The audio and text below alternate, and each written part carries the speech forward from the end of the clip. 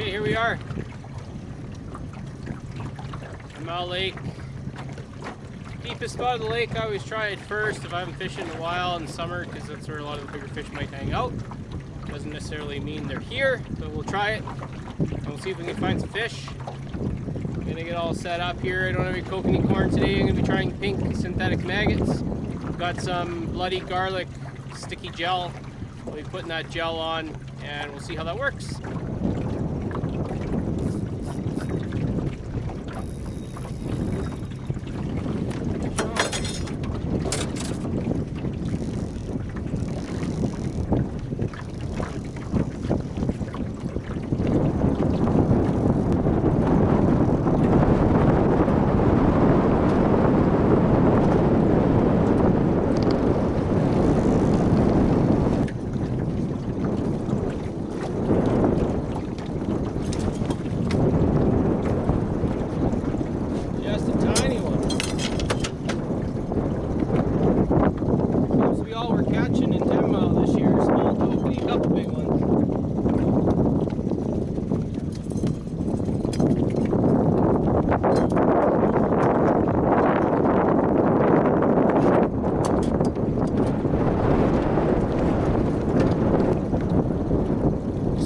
Kokanee, nothing huge. That's all we get at a 10 mile this year. Size has definitely dropped a little bit, but that's okay. Good eat.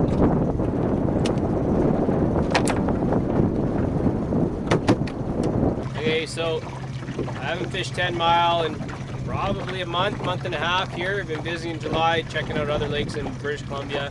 Lots of awesome kokanee lakes for us here. 10 Mile Lake is my hometown lake, so we're going to try it one more time before the season's done. Fishing about 30 feet, I'm marking fish at 40, 45. I'm sure those are some bigger ones. It's a little bit windy, it's kind of pushing us all around. Just like any lake, if you divide it up into kind of like a river, you got trout hang out in different spots of a river behind boulders, slower water. You can hang it out, you can compare it to salmon basically as well. Different types of salmon will hang out at different types of the river, like different spots in the river. So with kokanee, they will hang out wherever the food source is, obviously. But what I'm finding here, and what I've heard a lot of other people say as well, and I agree with them, is kokanee will stay in spots where they spend the least amount of energy for the most amount of reward. So you've got different breaks in the lake, different spots where there's no wind, where there is wind. I've caught kokanee on completely opposite ends of lakes where I thought I would catch them. You just gotta try different spots. So depending on where the food is gonna be, that's mostly where the kokanee will be. So you're gonna wanna watch this lake, which I haven't been. You're gonna wanna watch it like 2-3 days before you fish it. You're gonna see which way the wind is blowing.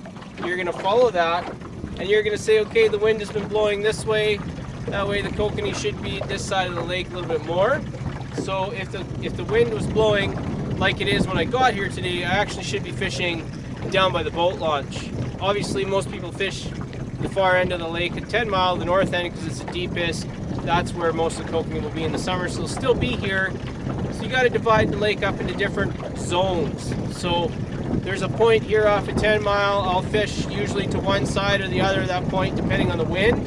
There's also a couple little bays I'll fish over there, and the kokanee will hang out in that slower water.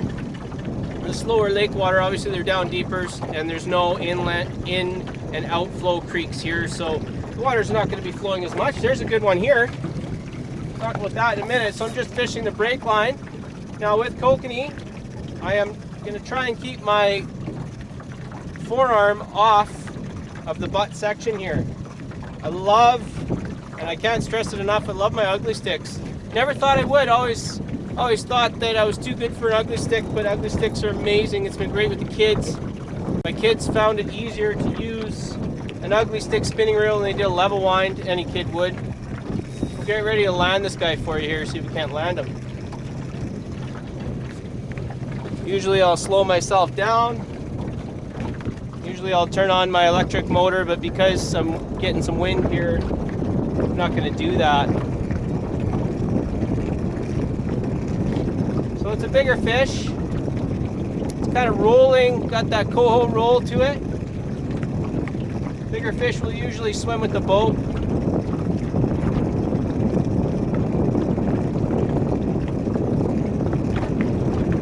my rod tip down, this fish hopefully will swim with the boat.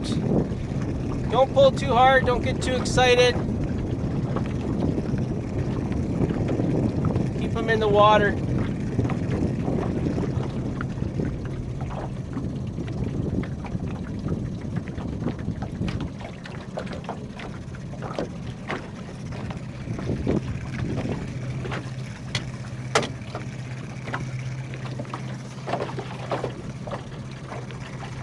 Been a while since I've had a nice sized fish on like this. It's actually a pretty good one for 10 mile. Just playing them out. You want them to fight behind the boat. Usually you lose them right at the boat. So get him to tuck himself out so he's not pulling and twisting and turning right at the boat. You're gonna keep this dodger in the water. You probably can't see it with the angle.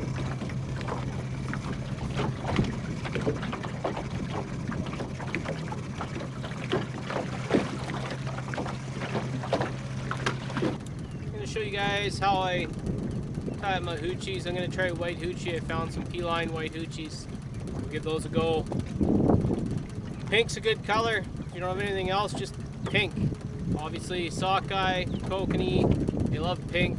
30 feet down, it doesn't matter too much. If you only had to choose one color. But I like to try different things. So we're going to try a white hoochie today.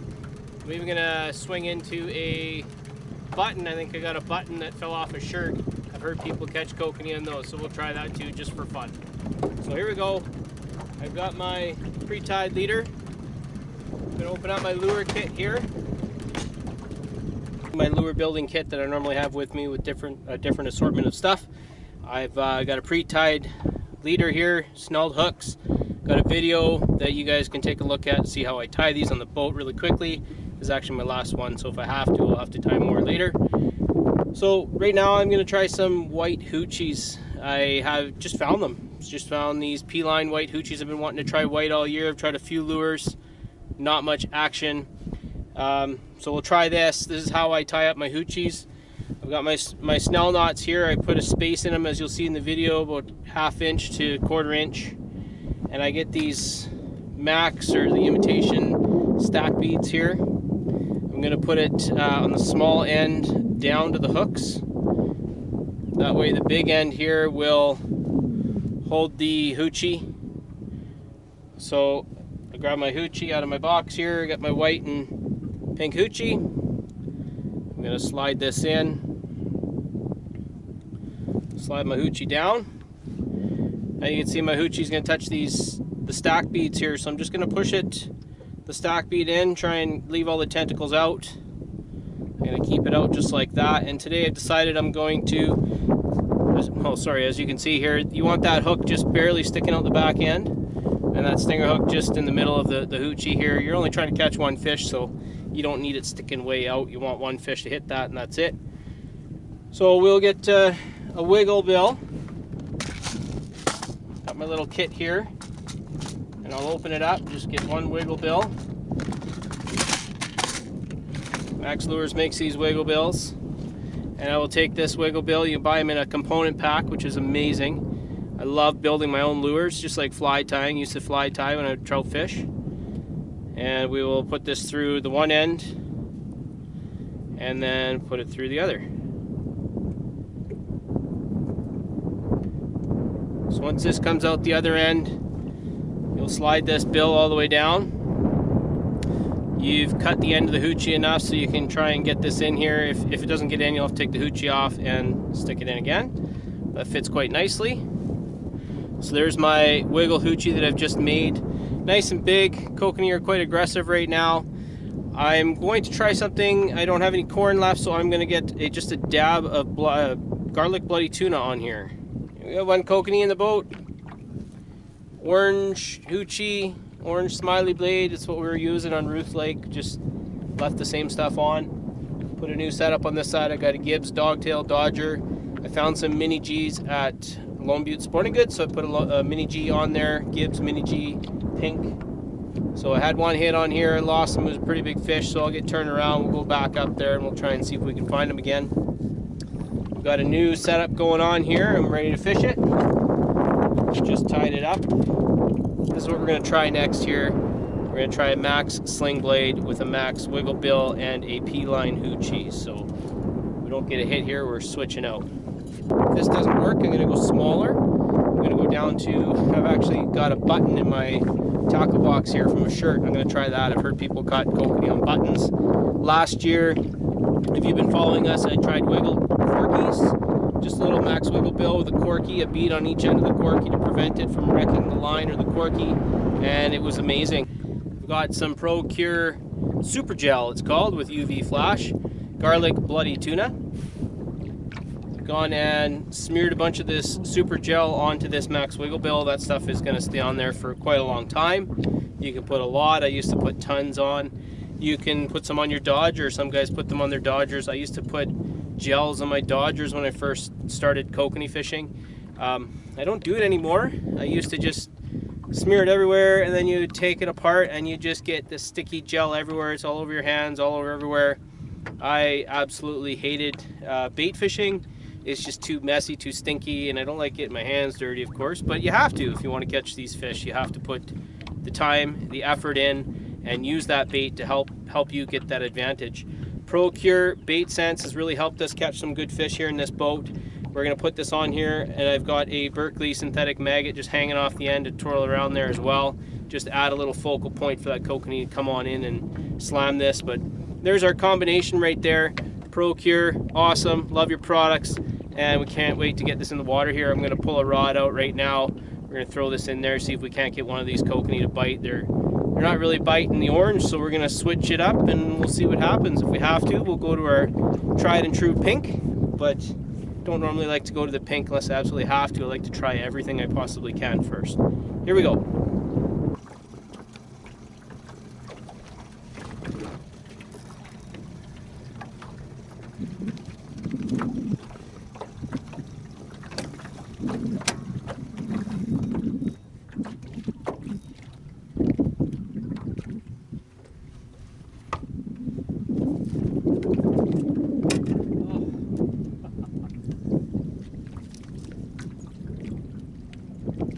Can't keep them on.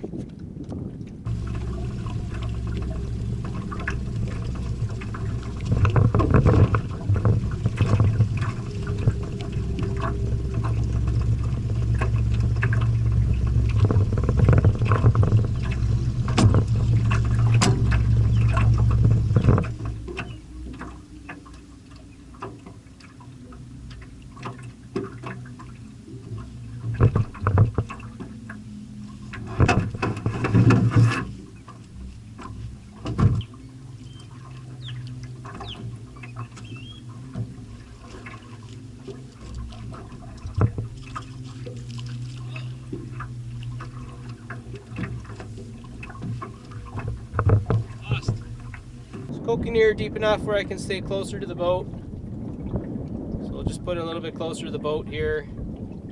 I'll get myself turned around with the gas motor. We'll head back up there. We'll see if we can't get some kokanee. They're all hanging out in the deep end of the lake right now. The wind has been blowing down the lake, so I may try a little bit further down the lake later on. It may drift with the wind.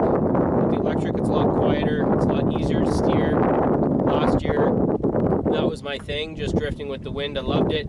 This year I've been kind of fighting the wind, just practicing, playing, trying different things. Going like sideways against the wind has been working quite well this year. But it's a lot more enjoyable when it's quiet. You got your electric trolling motor behind us. The Minn Kota's working hard, and our fishing rods are working hard too. We've got my ugly stick that we've absolutely loved.